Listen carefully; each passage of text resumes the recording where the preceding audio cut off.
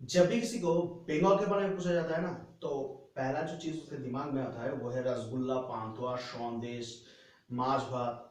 आजकल तो आलू वाला बिरयानी भी ट्रेंडिंग पे आ चुका है। पर बंगाल के लोगों के बारे में जब पूछा जाता है तो पहला जो ख्याल उनके दिमाग में आता है वो है दे आर सो इंटेलिजेंट।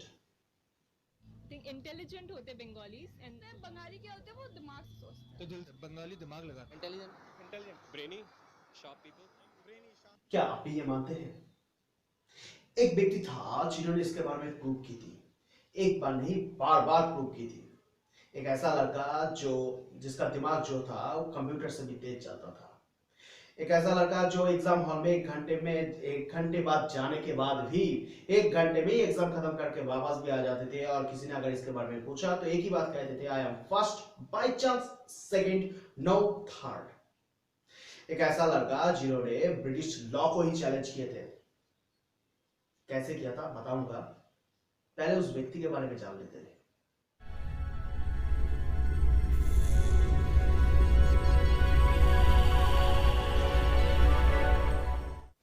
पश्चिम बंगाल के हुगली जिला में दीक्षुई नाम का एक गांव है।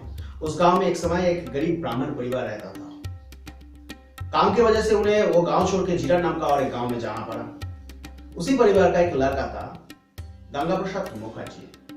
पढ़ाई में तेज था, इंटेलिजेंट भी था। गांव के जो प्रभावशाली लोग थे उन्होंने उसे हेल्प की ताकि डॉक्टरी पढ़ सके।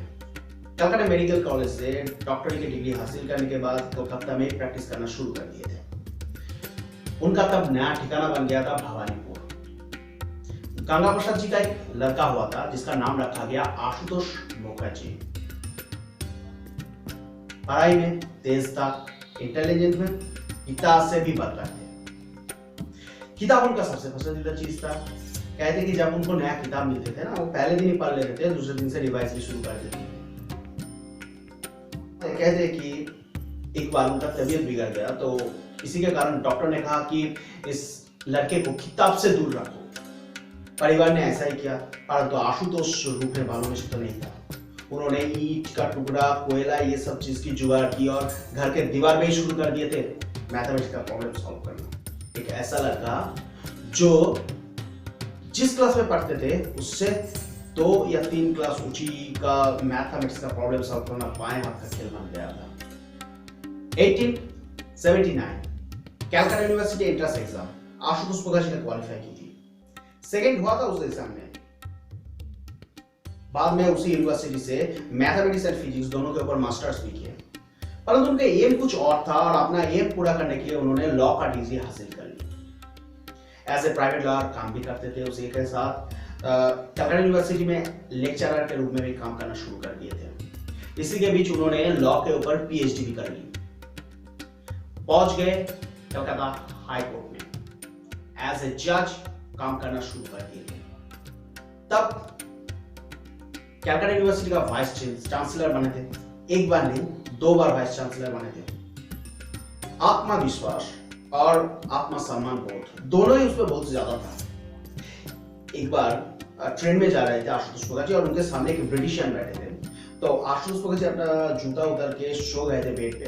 ब्रिटिशियन ने देखा कि जो जूता था बहुत ही ज्यादा गंदा है, तो उन्होंने जूता उठा के खिड़की के बाहर फेंक दिया और अपना कोट उतार के हैंगर में डाल के सो गए थे। जब ब्रिटिशियन नींद से जागे तो देखा कि उनका कोट जो है गायब था। आशुतोष मुखर्जी को इसके बारे में पूछने पर आशुतोष मुखर्जी ने कहा कि आपका जो कोट है मेरे जूते के पास गया है। उस ब्रिटिशर ने आशुतोष मुखर्जी के खिलाफ एक्शन ली थी। उन्होंने कंप्लेन की थी आशुतोष मुखर्जी के खिलाफ, परंतु आशुतोष मुखर्जी का कुछ भी बिगाड़ नहीं पाए थे। वीडियो के शुरू में मैंने कहा था ना कि उन्होंने ब्रिटिश लॉ को चैलेंज की थी। सिर्फ चैलेंज ही नहीं, उस कारण ब्रिटिश सरकार को उस लॉ को चेंज भी करना पड़ा था। एक दिन रात को आशुतोष मुखर्जी के पास एक महिला आई थी, बुजुर्ग महिला। उन्होंने एक केस दिया था, उनके बेटे का केस था। एक्चुअल में उनके बेटे को फंसाया गया था खून के इल्जाम में और प्रूव भी कर दिया गया था। वो व्यक्ति चाहते थे, मतलब वो महिला चाहते थे कि उनके बेटे को बचाया जाए, और उसे पता था आशुतोष मुखर्जी के बिना कोई बचा नहीं सकते। आशुतोष मुखर्जी ने केस ले लिया। अगले दिन पहुंच गए कोर्ट में।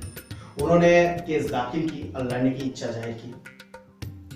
जज ने कहा था कि सर आप एक हारे हुए केस क्यों लड़ना चाहते हैं।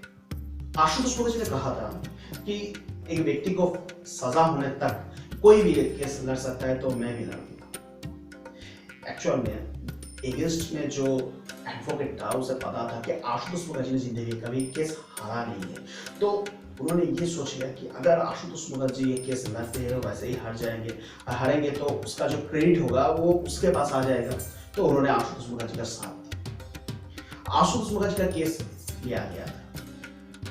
केस लड़ने से पहले आशुतोष मुखर्जी ने अपना हार स्वीकार कर लिया, कहा कि ये जो व्यक्ति है इस प्रूफ तो हो चुका है कि ये व्यक्ति जो है खूनी है, तो इसे सजा भी मिलनी चाहिए।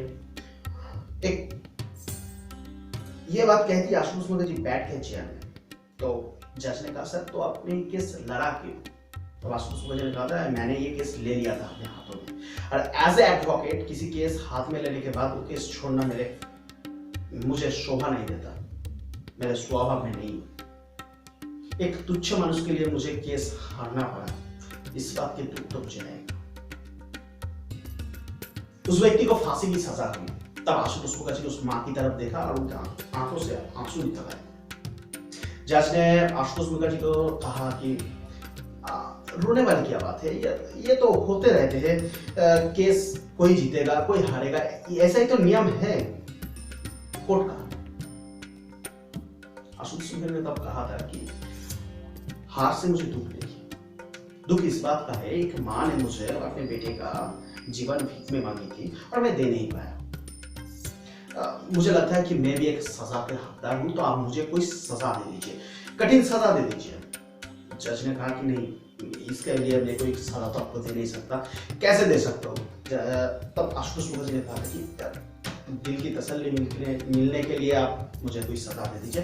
एक काम कीजिए, कहते कि दुनिया में सबसे बड़ा सजा ये होता है किसी की फांसी देना, तो आप मुझे ऐसा ही को परमिशन दे दीजिए।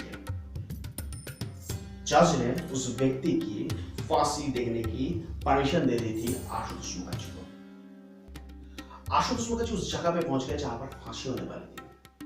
वहां पर जेलर खुद मौजूद थे, एक मैजिस्ट्रेट था और जल्लाद भी थे। 2 कांस्टेबल के द्वारा उस व्यक्ति को भी लाया गया जिसको फांसी होने वाली थी। उसकी आखिरी इच्छा पूछी गई। उन्होंने कुछ कहा नहीं, सिर्फ आशुतोष मुखर्जी की तरफ देखा। उसे काले कपड़े से उनका चेहरा जो है ढक दिया गया और खाने में फांसी का फंदा डाला गया और उस जगह पे खड़ा किया गया जिसकी दरवाजा एक लीवर खींचने से खुल जाती है और व्यक्ति जो है झूल जाती है। आशुतोष मुखर्जी ऊपर खड़ा थे। जैसे ही समय हुआ, जल्लाद ने वो लीवर खींच दी, दरवाजा खुल गया और वो व्यक्ति छूट गया था। तुरंत आशुतोष मुखर्जी दौड़ते हुए गए और उस व्यक्ति को अपने बाहों में पकड़ के उठा लिया। कहते ना जहां पर दिमाग की जोर काम नहीं आए तो वहां पर बाहों की ताकत दिखाना पड़ता है, ऐसा ही किया। वहां पर सभी जो भी मौजूद थे चौंक गए थे, ये आशुतोष मुखर्जी ने क्या कर दिया। आशुतोष मुखर्जी को अरेस्ट किया गया। अगले दिन आशुतोष मुखर्जी को कोर्ट में पेश किया गया था। जज ने पूछा सर आपने ऐसा क्यों किया? आशुतोष मुखर्जी ने कहा मैं कोई गलत काम तो किया नहीं, मैंने एक मरते हुए व्यक्ति को बचाया और मरते हुए व्यक्ति को बचाना कोई गलत काम होता नहीं है। जज ने कहा था कि आपने जिस व्यक्ति को बचाया है उसे फांसी की सजा हुई थी और ये गलत काम है। कहा नहीं, उस व्यक्ति की फांसी हो चुकी थी, बाद में मैंने उसे बचाया था। जज ने कहा विस्तार से बताइए। आशुतोष मुखर्जी ने एक सुंदर सा डिस्क्रिप्शन दी थी जो लॉ बुक में था, फांसी की सुंदर सा डिस्क्रिप्शन दे दी थी। उन्होंने कहा फांसी का जो नियम है उसमें लिखा गया है, पहले फांसी के लिए उस व्यक्ति को स्नान करवाया जाता है अच्छी तरीके से, फिर नया कपड़े पहनाया जाता है, फिर कुरान गीता या बाइबल पढ़ के सुनाया जाता है, फिर उस व्यक्ति को 2 कांस्टेबल के द्वारा वहां पर लाया जाता है जहां पर फांसी का प्रक्रिया जो है पूरी होगी। फिर उस व्यक्ति की आखिरी इच्छा पूछी जाती है, उसके गले में फांसी का फंदा डाला जाता है और मुख में काला कपड़ा पहनाया जाता है। फिर उस दरवाजे के ऊपर खड़ा किया जाता है जिस दरवाजा खुलने वाला है। एक जल्लाद वो दरवाजा खोल के उस व्यक्ति को झुला देते हैं और फांसी का जो प्रक्रिया है पूरी हो जाती है। उन्होंने इसकी पुष्टि के लिए जेलर को बुलाए, मैजिस्ट्रेट को बुलाया, जल्लाद को भी बुलाया और 2 कांस्टेबल को भी बुलाया। सबने कहा हाँ सर ये सब हो चुका था, फांसी का प्रक्रिया भी कंप्लीट हो चुका था और मैंने उस व्यक्ति को उसी के बाद बचाया है। जज ने आशुतोष मुखर्जी की तरफ देखा, उन्होंने अपनी आंख बंद कर ली और सोचने लगा। तो सोचते सोचते उसे यह समझ में आ गया था कि पहले दिन से आशुतोष मुखर्जी किसी एडवोकेट के खिलाफ खड़ा नहीं था। आशुतोष मुखर्जी एज ए जज और एक जज के खिलाफ खड़ा था, एक जजमेंट को तैयार करना चाहते थे। वो चाहते थे उस व्यक्ति को फांसी की ही सजा हो, इसलिए उन्होंने ऐसा सीन तैयार किया। वो चाहते थे उस जगह पे वो जाए, इसलिए उन्होंने एक घटना की कहानी, मतलब एक कहानी बताई सबको। वो चाहते थे उस व्यक्ति को बचाए उस जगह पे, उन्होंने वैसा ही किया। और वो चाहते हैं कि अब इस व्यक्ति को मैं वापस ले जाऊंगा लॉ के हिसाब से, तो वो ऐसा करेंगे और मैं कुछ नहीं कर पाऊंगा। काठपुतली की तरह उसकी दी हुई आदेश मैं आज लिखने वाला हूं। उन्होंने उस व्यक्ति को छोड़ दिया और आशुतोष मुखर्जी के खिलाफ जो केस था उसे खारिज कर दिया। जज ने कहा था कि सर ऐसे ही कभी केस शायद मैं जिंदगी में और देख पाऊंगा। कहते हैं कि ब्रिटिश सरकार ने उस लॉ को चेंज कर दिए थे ताकि और कोई इसका फायदा ना ले पाए। उन लोगों ने उस लॉ में हैंगिंग, स्टील, डेथ शब्द का इस्तेमाल करना शुरू कर दिए थे। 1933 आशुतोष मुखर्जी ने अपने काम से रिटायरमेंट ले ली और 1924 में बिहार के पटना में उनका देहांत हो गया। ब्रिटिश सरकार उसे नाइट उपाधि दी थी, इसके कारण उसे सर आशुतोष मुखर्जी के नाम से जाना जाता था। परंतु उनका और एक नाम था, बंगाल की बाघ, द बंगाल टाइगर। आपसे एक ही रिक्वेस्ट है, इस वीडियो को इतना शेयर करो बस, इतना इतना इतना शेयर कर दो ताकि हर एक हिंदुस्तानी के घर में पहुंच जाए और हर एक हिंदुस्तानी इस व्यक्ति के बारे में जान पाए। भारत के महान इतिहास में इस व्यक्ति को खोने मत देना। वीडियो कैसा था लाइक और कमेंट के द्वारा जरूर बता देना। सब्सक्राइब जरूर कर लेना मेरे चैनल को। धन्यवाद।